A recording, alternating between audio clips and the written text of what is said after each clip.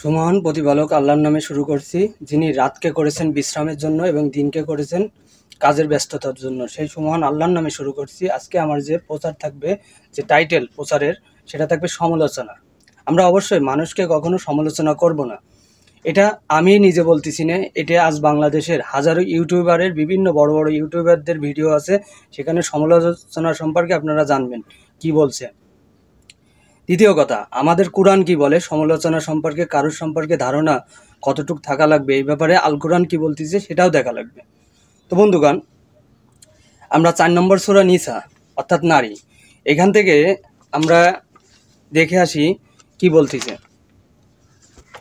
4 নম্বর সূরা নিসা তার 59 নম্বর আয়াত। হে মুমিনগণ, যদি তোমরা আল্লাহ ও আখিরাতকে বিশ্বাস করো তবে তোমরা আনুগত্য করো আল্লাহর, আনুগত্য করো রাসূলের এবং তাদের যারা তোমাদের মধ্যে ক্ষমতার অধিকারী। কোনো বিষয় তোমাদের মধ্যে মতভেদ ঘটিলে উহা উপস্থিত করো আল্লাহ এবং রাসূলের নিকট, ইহাই উত্তম পরিণামে প্রকৃষ্টতর। তার মানে বোঝা যাচ্ছে এই পৃথিবীতে আল্লাহর রাসূল এবং আল্লাহ বাদেও আল্লাহ তো আছেন এবং তার রাসূল এখন নেই, কিন্তু জ্ঞানী ব্যক্তিরা আছেন, সময়ে সময়ে থাকবে এবং আসবেন। এবং সেই জ্ঞানী ব্যক্তিরা যে থাকবেন যে কোনো সমাজে, যে কোনো মানুষের, যে কোনো ধর্মের, যে কোনো বর্ণের মানুষের ভিতরে জ্ঞানী ব্যক্তিরা সব সময়ের জন্য আছেন এবং থাকবেন। এবার দ্বিতীয় কথা, এখান থেকে দেখেন একটা ক্লিয়ার এভিডেন্স দিচ্ছে আল্লাহ, ক্লিয়ার এভিডেন্স। এবার আমরা যাই সূরা কাহাফ অর্থাৎ গুহাবাসী। এখান থেকে যদি দেখা যায় এর আপনার হচ্ছিল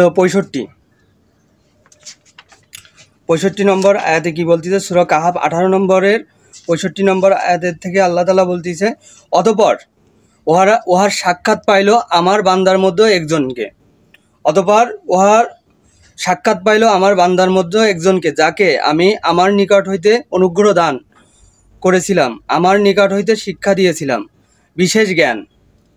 এই কথাটা পৃথিবীর এমন একজন নবীকে বলতেছে, সেই নবী আমাদের ছিলেন মুসা নবীকে ওল্ড টেস্টামেন্টের ভিতরে মোজেস নামে পরিচিত উনি।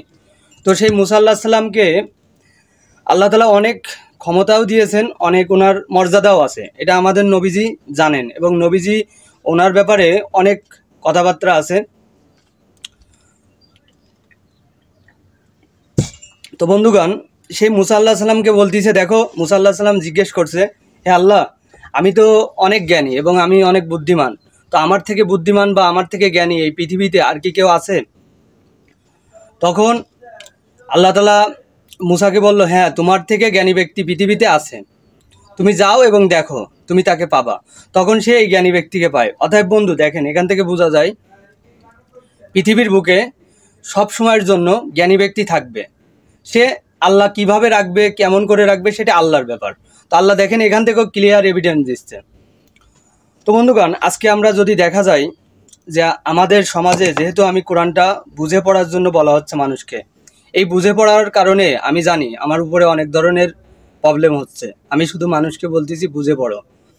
দেখেন বন্ধুগণ, কোরআন কখনো টেরারিস্ট নয় এবং কোরআন কখনো জঙ্গিবাদ না, এগুলো আমাদেরকে শিক্ষা দেয় না। কোরআন কখনো মুসলমানদেরকে জঙ্গিবাদ, টেরারিস্ট এগুলো শিক্ষা দেয় না। দেখেন আজকে দেখবেন যে আমাদের সিনেমাগুলোর ভিতরে প্রথম কিছু সিনেমা ছিল খুবই ভালো, তখন মানুষ সিনেমাগুলো দেখলে মানুষের মনুষ্যত্ব বৃদ্ধি পেত এবং মস্তিষ্ক ভালো থাকতো। তো বন্ধুগণ, পরবর্তীতে কিছু সিনেমা তৈরি করলো যেখানে মারামারি আছে বেশি, প্রচুর পরিমাণে, এর ওর জমি জায়গা দখল করা, এর ওর সম্পদ লুটে নেওয়া, এর বোন, ওর বউ, এর স্ত্রী সব ধরে নিয়ে যায়, কি করা, ধর্ষণ করা। আর এগুলো শিক্ষা দিচ্ছে কে? এই কালচার। এই সিনেমাগুলোর ভিতরে শিক্ষা দিচ্ছে আজকে আমাদের প্রশাসন আমাদের আসছিল ডিফেন্সকে কি করো, কলার ধরো এবং কি করো, তাদেরকে মারো, ধরো। আচ্ছা, ডিফেন্সকে কলার ধরা, মারো, এগুলো বোঝে ডিফেন্স মানে কি? একটা পুলিশের যদি আপনি কলার ধরেন বা মারেন তাহলে কি হবে? এটা পুলিশ মানে কি এটা বোঝেন না। আপনারা যদি বাইরের দেশে থাকতেন তাহলে বুঝতেন পুলিশ মানে কি, বুঝাই দিত আপনাদের। তো বন্ধুগণ দেখেন এটা কি করে হয়েছে, দেখবেন আজকে বাংলাদেশ থেকে অক্সফোর্ডে পড়াশোনা করতে যায়, হার্ভার্ডে পড়াশোনা করতে যায়, ঢাকা এশিয়ান ইউনিভার্সিটিতে পড়াশোনা করে, এরকম অ্যাভেলেবেল জাহাঙ্গীরনগর বিশ্ববিদ্যালয় থেকে পড়াশোনা করতেছে। অ্যাভেলেবেল বিশ্ববিদ্যালয় আছে, খুলনা আছে, চিটাগাং আছে, রাজশাহী আছে। পড়াশোনা করার পরেও আমাদের বাঙালি, আমাদের মস্তিষ্কই একই, ওই আমরা যতই মানে বুঝি কিনা ওই জায়গায় কলার ধরে বসে থাকবো, পুলিশের বা মানুষের বা জ্ঞানী ব্যক্তির। বন্ধুগণ, এখান থেকে আমি বোঝানোর চেষ্টা করতেছি আল্লাহ তাআলা ক্লিয়ার এভিডেন্স দিচ্ছে আমাদের এই ইসলাম ধর্মটা এটা কোনো জঙ্গিবাদ না, এটা কোনো টেরারিস্ট নয়। এটা আপনারা অবশ্যই বুঝে পড়ুন, এটা বুঝে পড়লে আপনাদের কোনো ক্ষতি নেই। এখান থেকে আমার এতটুকু বলার, ইসলামকে আপনারা সুন্দরভাবে মানুন।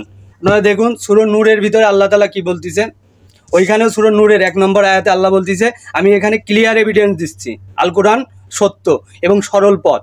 ওখানে আল্লাহ তাআলা দিস ইজ এ সূরা, আপনারা পড়ে দেখবেন, ইংলিশে পড়েন, আরবিতে পড়েন, উর্দুতে পড়েন, ওখানে আল্লাহ তাআলা অনেক সুন্দরভাবে বুঝাচ্ছে। সূরা নূর 24 নম্বর সূরা 1 নম্বর আয়াত, ওইখানে আপনারা পড়লে দেখবেন যে আল্লাহর এই রাস্তা সব থেকে সহজ এবং সরল এবং সঠিক। তো বন্ধুগণ, আমার এখান থেকে আপনাদের মাঝে এতটুকুই আলোচনা করার বিষয় যে আল্লাহ তাআলাকে বুঝে, কোরআনটাকে বুঝে সুন্দরভাবে সহনশীলতার সাথে আমরা যাতে পড়তে পারি, এটাই আশা আহ্বান ব্যক্ত করে, এবং মানুষকে সমালোচনাতে দূরে থাকা লাগবে। আপনি আল কোরআন আমাদেরকে শিক্ষা দেয় না তাওরাত, জবুর, ইনজিল, কোরআন, এই 4টে বাদেও পৃথিবীর বুকে অ্যাভেলেবেল কিতাব আল্লাহ তাআলা নাজিল করছে। কোন কিতাবে কোন ধর্মের, কোন বর্ণের মানুষ, কোন জ্ঞানের অধিকারী, এটা আল্লাহ তাআলা ভালো জানে। আমরা শিক্ষা দেয় না মানুষকে নিন্দা করা, মানুষকে সমালোচনা করা। অবশ্যই আমি এখান থেকে বিরতি নেব, এবং কোরআনকে আপনারা প্রথম স্থান রাখবেন আপনাদের জীবনে, এবং কোরআন মানলে কখনো কেউ জঙ্গিবাদী, টেরারিস্ট কোনো কিছু হয় না, যদি কিনা আপনারা বুঝে পড়েন। তো বন্ধুগণ, এখান থেকে আমি বিদায় নিচ্ছি। আল্লাহ হাফেজ।